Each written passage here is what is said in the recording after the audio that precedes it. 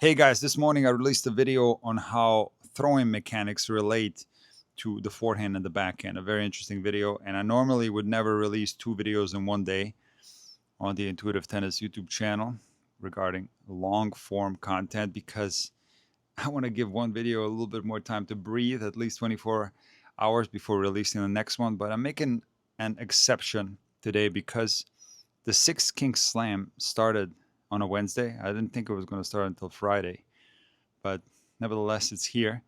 And I watched both matches today, and I do have some interesting things to share. And I also want to preview the semifinals. So, first, I need to clarify some things about the Six Kings Slam for you guys that are confused. So, Yannick Sinner played Tsitsipas today, and Djokovic had a bye. So, the way they're doing the seedings at the Six Kings Slam is by Grand Slams, which I guess makes sense. So Yannick Sinner has less Grand Slams than Djokovic and Alcaraz, and he's, I guess, seeded third.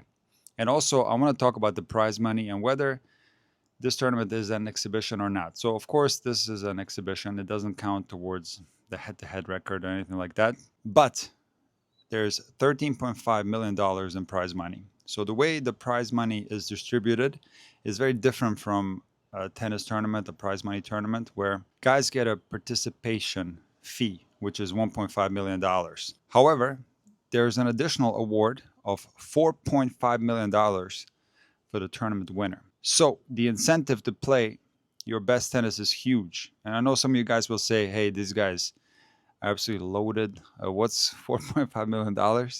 Listen, it's $4.5 million, which is just shy of the $5 million the winner of the US Open got. And if you put it all together, the winner gets $6 million. So you could make the argument that maybe Tsitsipas and Zverev, who lost today, didn't think they had a chance to win the whole thing, and they just showed up to collect the 1.5 million. So if you want to think that, that would make sense. But after watching both of these matches, I do want to say that Fritz and Sinner are playing for real. They want that $4.5 million for sure. And in regards to Zverev and Tsitsipas, it's so complicated to explain what's going on with these guys. I read that Tsitsipas was going to have back surgery and that he's pulling out of the Six Kings Slam. So I guess that was fake news. And he did get an injury timeout in the second set. His back is pretty messed up and he needs to solve that problem. And Zverev is going through a very difficult time in his career. So let me tackle the first quarterfinal match between Zverev and Fritz. That again went in Fritz's favor. It's now 7 in a row for Fritz. And this all started in 2024 in the fourth round of Wimbledon, where Zverev was up 2-0 against Fritz, ended up losing this match. He lost the fourth set in tiebreak. So since then, Fritz has beaten Zverev 7 times in a row. And I do have to say that Zverev played this match without a lot of intensity, without a lot of energy. And Fritz was all over him from the beginning till the end. Now, the match got a little bit complicated towards the very end. But in the very beginning of the first set, Zverev lost his serve. And again, I didn't think that he played with a lot of intensity, a lot of energy. And Fritz was just dominating him. Interestingly, he was peppering the Zverev backhand. And from the baseline, he was just a better player. He was also, as usual, serving extremely well. And in the second set, Zverev did hold in the first service game, but then lost the serve in his second service game and held serve all the way to 5-4 Fritz serving for the match, where Fritz maybe played the worst game of the entire match, where up 15-love, he missed a couple of very easy shots. But then he recovered rather quickly and started playing rock solid tennis. So Fritz is playing extremely well, especially after the US Open, where he beat Alcaraz at the Laver Cup. We're going to preview the semifinal between Fritz and Alcaraz in a second. But again, Zverev has a very difficult road ahead of him because he has so many points to defend. He won the Paris Masters last year. He was in the semifinals of the ATP finals. And of course, he was in the finals of the Australian Open. I want to remind you that when we look back to the 2025 Australian Open, where Zverev made the final, he was looking to figure out a way how to beat Sinner or Alcaraz and take a Grand Slam title. In 2024, he was very close to winning Roland Garros, losing to Alcaraz in 5. And I think that final at the Australian Open hurt Zverev a lot. He did talk about that in various interviews, and he has not been the same player since, playing some of the worst tennis that he's played in a very long time. And playing like this, with this type of lack of energy and intensity and willingness to get through some of these matches, I foresee poor results in Paris, at the ATP Finals, and also at the Australian Open. He's got to make changes quick. He's got to try to get the confidence back, or his ranking will indeed plummet. And once it plummets, we can maybe compare what's happening to Tsitsipas to Zverev, where Tsitsipas right now looks like he might not be able to recover his old self, where he was a solid top 10 player, and now he's stuck in the lower rankings, having a hard time winning matches. So it's not about knocking Sinner and Alcaraz off for both Zverev and Tsitsipas. It's a lot of the other guys who are beating them now. Now, Tsitsipas did not play a poor match against Sinner. I thought that he played well, but Yannick was on absolute fire. So Tsitsipas started serving in the first set, and he got broken 3 times. Sinner was up 5-love, 3 breaks. And then Tsitsipas was able to get 1 break back, held serve. Sinner wins that first set 6-2. Then in the second set again, Sinner up a double break. But then, similar to the first set, Sinner played a couple of sloppy games where he made some errors. He was possibly experimenting. I saw him hit a lot more drop shots than he usually does. He also came to the net quite a bit. But again, I did not think that Tsitsipas necessarily played that poorly. But very similar to Fritz against Zverev, Sinner was peppering Tsitsipas' backhand, and Tsitsipas was struggling a lot. It wasn't only that, Sinner was also kicking his serve a lot. So now let's preview the semifinals, and the court conditions are going to matter a lot when it comes to Djokovic versus Sinner and Fritz versus Alcaraz. So the court is fast according to the players, but the ball is also bouncing quite high. That's why Tsitsipas had so much trouble in the baseline rallies against Sinner, and he also had trouble returning Sinner's kick serve. So when it comes to Djokovic against Sinner, it's going to be very interesting to see what happens. Because if you take a look at the 5 consecutive losses that Djokovic suffered against Sinner, ever since that 2023 Davis Cup match that turned careers around for both of these guys, it was the beginning of Sinner, and it was the decline of Djokovic. Let's face it, even though he won the Olympics last year, he has not been the same player that he was in 2023.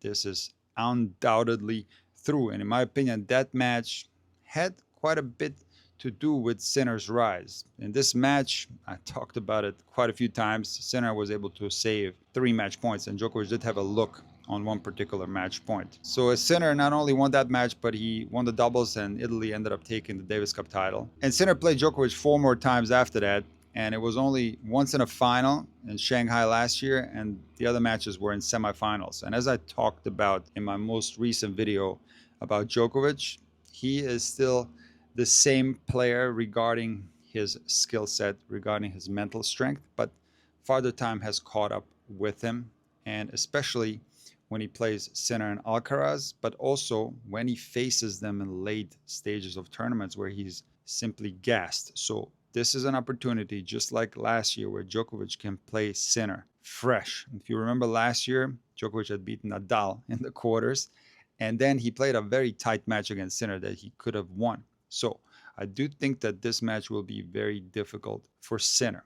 The court surface will also favor Novak Djokovic because the court is fast. It is indoors, and that's an advantage for Djokovic when he plays Sinner. Now, don't get me wrong, Sinner is the best fast court player in the world, and I still pick him to beat Djokovic tomorrow, but I do foresee a difficult match. See, the problem for Djokovic when he faces Sinner, apart from him being gassed in late stages of tournaments, is that when Sinner plays his normal game, he is so unbelievably aggressive. He is the best ball striker in the world, and he doesn't give opponents time to breathe. It's both on his forehand side and his backhand side. And Sinner has been serving better since that US Open final loss. So when you combine all this, this forces players to keep up with the pace of Sinner, or they're going to get blown off the court.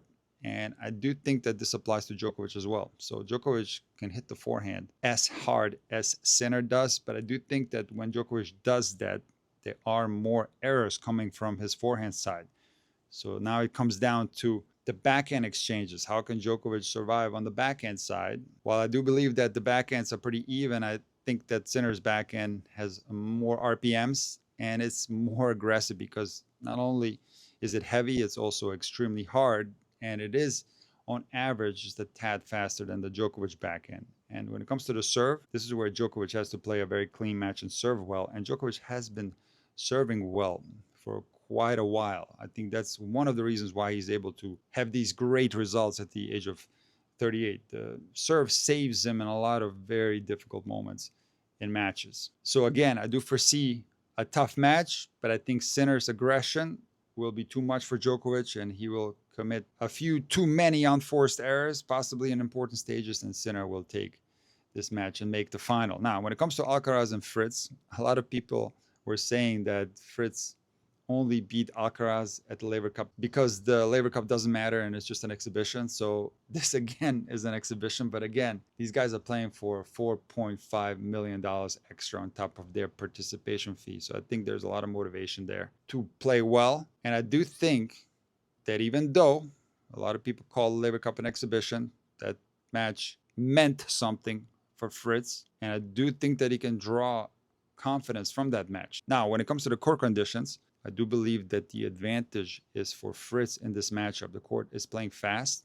Now, it's also high bouncing, and I do think that Fritz likes courts that are fast and high bouncing. He can utilize his kick serve. He's got a very heavy forehand. But of course, the best player on the planet when it comes to high bouncing courts is Carlos Alcaraz. So this is indoors, this is faster, and here comes the big question mark. How will Carlos Alcaraz perform in this indoor season? And I think tomorrow is going to be a great test for him. And even though Fritz was able to beat him indoors at the Laver Cup, I do think that Carlitos this time will take out Fritz. Despite the court being fast, I think the grittiness of the court will be in Carlos's advantage when it comes to hitting the ball heavy, possibly higher over the net, and of course, all the variety that he brings to the game. I do believe that we're going to see a Sinner Alcaraz final at the Six King Slam. Guys, let me know in the comments who you think will make the final. And also make sure that you subscribe to Intuitive Tennis.